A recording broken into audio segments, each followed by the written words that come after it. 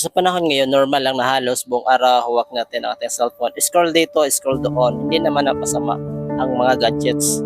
Ginagamit natin yan sa work, sa school, at para makausap ang mga mahal sa buhay. Pero minsan hindi na natin napansin na sila na ang kumakontrol ng atensyon natin.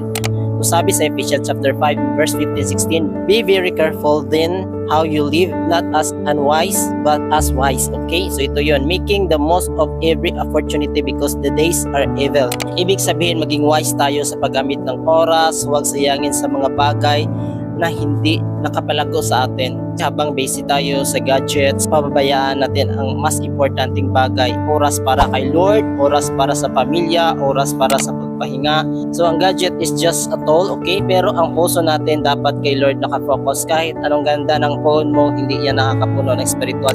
Sabi sa Psalms chapter 46 and verse 10, be still and know that I am God. Sinabi niya, be still and know Him.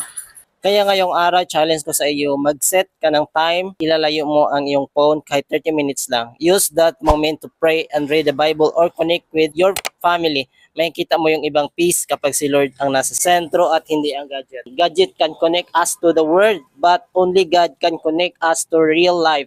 So ito yung katotohanan ng mundo ng mga gadgets. Ingat kayong lahat and God bless everyone.